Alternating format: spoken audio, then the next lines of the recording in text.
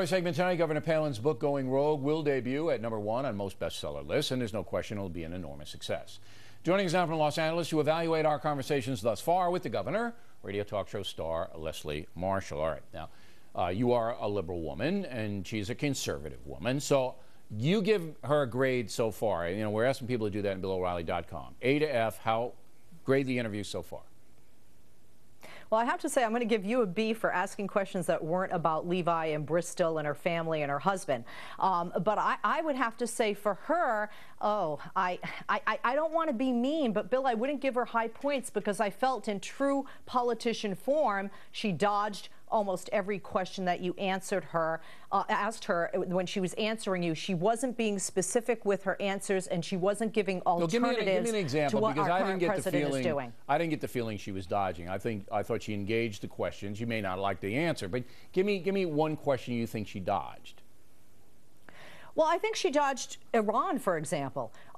First of all, it frightened me that she didn't seem to know that France and Great Britain were on board with sanctions against Iran. I'm glad that she knew Russia was the problem. And I have to say, Bill, I agree with you on Putin and Afghanistan. I didn't hear an alternative. I didn't hear a plan from someone that perhaps might be running for and looking to me and others in America to be elected leader of the free world, to lead this nation. So you thought she was too general?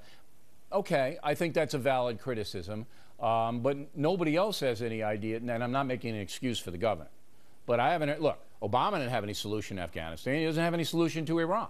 So, you know, to be fair, if you're going to say Governor Palin didn't have any solution, our President of the United States didn't have any solution. So I don't know what the beef is other than maybe Sarah Palin should have one, but, you know, what say you?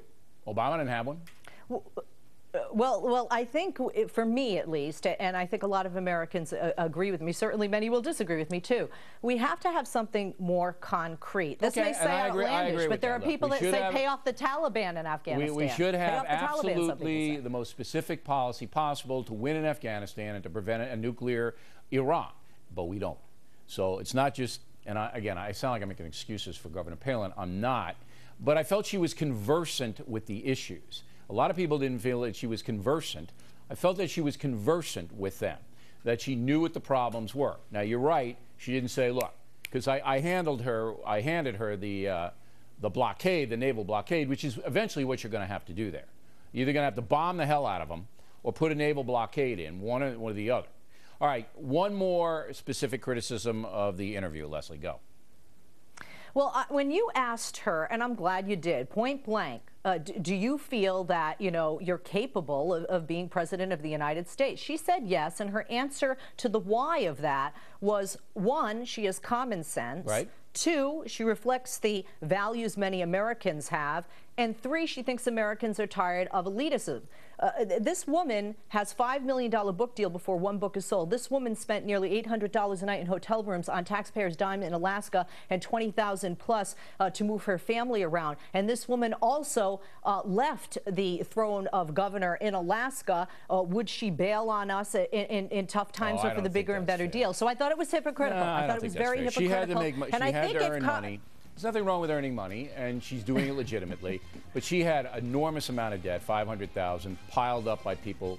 But look, Leslie, we have you on the program because we want to hear what you had to say, and we appreciate it.